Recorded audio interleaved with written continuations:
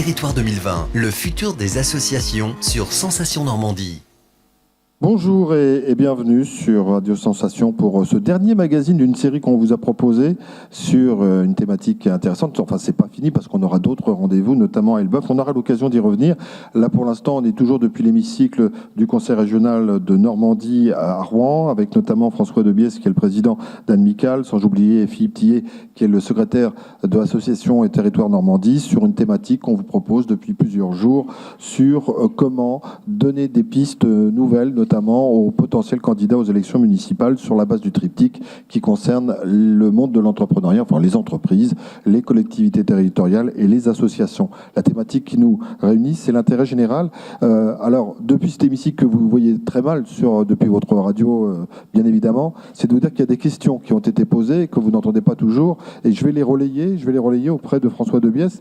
Il y a eu une question sur la loi. Faut-il une loi sur l'intérêt général, une évocation qui a été faite notamment par des sénateurs, qui a été reprise ici dans cet hémicycle. On a parlé aussi de l'administration, le poids de l'administration. Est-ce que ça a un sens de l'intérêt général? On a parlé de normes aussi qui pouvaient être une enclave à un certain nombre d'évolutions. Et il y a aussi une réflexion qui s'est faite ici sur le fait que les associations, est-ce qu'elles devraient se fédérer entre elles? Est-ce que trop d'associations, il y a plein de questions, trop d'associations nuit-elles à l'association? Un émitage d'associations, est-ce que ça peut nuire à l'intérêt général? Donc, intérêt général, faut-il une loi? L'administration est-elle un vecteur qui freine? Et est-ce qu'on peut parler d'émiettage d'associations qui pourraient nuire à l'intérêt général? Alors, sur la première question, faut-il une loi? Je n'en suis pas sûr, parce que je pense que la notion d'intérêt général, c'est par nature une notion qui est fluctuante. On le voit bien, les problématiques sociales évoluent énormément. Elles vont continuer d'évoluer parce qu'on est confronté à des révolutions dans notre vie quotidienne. La numérisation, digitalisation par exemple. Enfin bon, donc énormément de choses bougent. Et donc la loi, qui par nature a tendance à figer un peu les choses dans le marbre, n'est pas forcément adaptée. D'ailleurs, on vient de le vivre dans le domaine de l'entreprise où le Code civil avait inscrit dans le marbre la définition de l'objet social de l'entreprise comme étant au service de ses actionnaires exclusivement. Toutes les réflexions qui ont été menées, réflexions très positives sur le nécessaire engagement des entreprises, ont abouti à la conclusion qu'on pouvait envisager d'autres façons qu'une réforme législative pour atteindre l'objectif qu'on souhaitait d'engagement des entreprises. Donc voilà, la loi, j'en suis pas sûr. En revanche, la nécessité du travail de fond sur ce sujet-là, de façon concertée et avec une vision à moyen, long terme de la société qu'on a envie de construire, ça me paraît effectivement complètement indispensable. Alors, sur l'administration et le monde associatif, je pense que la grande difficulté à laquelle on est confronté, c'est que l'administration aujourd'hui est prise dans une problématique qui est essentiellement une problématique économique, donc par nature court-termiste, qui a vocation à contrôler les coûts de façon de plus en plus resserrée, puisque la manne publique accessible au financement de l'intérêt général est de plus en plus réduite. Et donc, leur seule approche, leur exclusive approche est celle-là. Et on voit bien dans la gestion, notamment des grandes problématiques sociales, ont été évoquées dans la salle la question de la gestion des EHPAD, de ces établissements médicaux spécialisés qui s'occupent de cas particulièrement sensibles, fragiles, difficiles.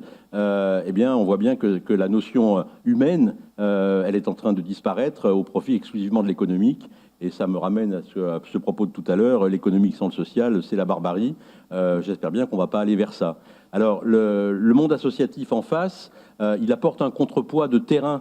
Et je pense que l'immense force du monde associatif, c'est d'être précisément enraciné complètement dans le terrain, dans ces problématiques-là, dans le contact avec l'humain, dans le vécu au quotidien de ce que peuvent être les problèmes auxquels sont confrontés nos concitoyens. Et donc, il y a un enrichissement formidable à ce niveau-là.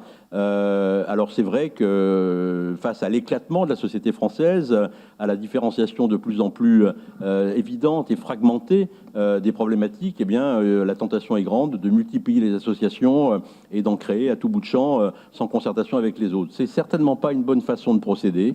Et je pense que le monde associatif va prendre conscience, ou même est en train de prendre conscience, de la nécessité d'une approche plus collective des choses.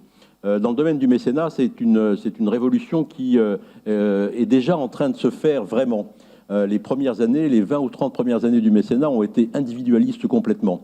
Et les mécènes, et notamment les grands mécènes, ils étaient un peu comme le candidat aux examens avec la main sur sa copie pour éviter que le voisin vienne lorgner sur ce qu'il était en train de faire. Aujourd'hui, tout le monde a pris conscience qu'en travaillant à plusieurs, on va plus vite, on va plus loin. Et donc, en région, de grandes initiatives collectives se sont créées. Bon, il y a un très grand exemple dans les Pays de la Loire qui s'appelle Mécènes et Loire, qui est un regroupement de PME qui ont travaillé ensemble sur des problématiques à la fois le rôle d'insertion du sport, l'art et différentes problématiques sociales. À Reims, il y a la même chose. À Bordeaux, c'est créé Bordeaux Mécènes Solidaires. Il y a dans plusieurs régions des rassemblements de mécènes se sont créés pour précisément pouvoir mener des programmes plus ambitieux. Au niveau national, il y a eu également des fédérations d'action, de grandes institutions, de grandes fondations, par exemple sur le sujet du décrochage scolaire ou sur le sujet plus récent et Dieu sait complexe des immigrés. Des migrants plutôt, il y a eu énormément d'initiatives qui ont été prises pour rassembler les ressources et essayer de travailler ensemble. Donc, l'État, à travers l'éducation nationale, à travers différentes instances administratives, a été aussi partie prenante à ces réflexions. Donc, la voie d'avenir, c'est celle-là, incontestablement. Je pense que c'est dans le rassemblement des forces dans une volonté de convergence et éventuellement même de rationalisation qu'on pourra tirer le profit maximum de cette manne formidable que représente le monde associatif. François Debias, on est entre nous, on peut tous dire. Qu'est-ce que vous pensez de l'initiative d'Association Territoire Normandie de solliciter les élus pour leur faire passer des messages et en leur rappelant que si on ne fonctionne pas à trois, l'avenir est plutôt incertain? C'est fondamental et je pense que cette initiative, il faudrait qu'elle se reproduise absolument partout. Encore une fois, le clivage qu'on évoquait à différentes entreprises publiques, privées n'est plus d'actualité, ne peut plus tenir la route. Et c'est effectivement dans le rassemblement des forces qu'on trouvera les bonnes solutions. Et le contact avec le public est indispensable parce qu'au bout du compte et sur longue période, l'État, à travers ses instances nationales ou territoriales, devra rester le garant de l'intérêt général. Mais s'il n'a pas été défini en commun par des initiatives comme celle que vous évoquez, eh bien, on sera toujours à côté de la plaque et on arrivera à des aberrations comme celles qui ont été évoquées tout à l'heure dans la gestion des EHPAD, du monde médical, etc. Donc oui, certainement, c'est vers ça qu'il faut aller. Point commun, vous aussi, vous avez un bâton de pèlerin et vous sillonnez la France pour passer le bon message sur le mécénat et de savoir justement comment on peut faire pour travailler ensemble, trouver des nouveaux leviers de façon à ce que chacun puisse s'impliquer et soit gagnant-gagnant. Voilà, je pense que le maître mot de tout ça, c'est l'engagement. Je pense que la société a besoin d'engagement, de l'engagement de chacun d'entre nous, de chaque entreprise. Il faut que la puissance publique ait la sagesse de savoir reconnaître que cet engagement est un énorme plus pour la société et qu'elle ne s'en sortira que comme ça, qu'avec ce soutien-là, ce support-là. Et donc, il faut continuer à aller dans cette direction-là. L'engagement, c'est la société de demain. Merci François Debias-Philippi. Il nous reste très peu de temps pour cette dernière partie magazine. Avant qu'il y en ait d'autres, parce que là, on était sur le mécénat de l'intérêt général qui a alimenté un certain nombre de magazines. Et il y a d'autres rendez-vous, notamment, là, on est depuis l'hémicycle du Conseil régional de Normandie à Rouen, mais on va aller à Elbeuf. On va aller à Elbeuf. Le 3 décembre prochain. Et là, on va parler de tiers-lieux. Où on va essayer de voir justement comment on peut rassembler la vie associative, aider la vie associative, faire coopérer la vie associative avec des outils qui peuvent être par exemple la Maison des Jeunes et de la Culture d'Elbeuf, mais qui est aujourd'hui d'abord une institution qui a été conçue comme ça dans les années 60, c'était le projet initial, mais comment on peut en faire un outil ouvert, 24 heures sur 24, avec des acteurs extrêmement différents, faire se rencontrer le monde de l'entreprise, le monde des bénévoles, des collectivités, etc., etc. On va essayer de faire ça.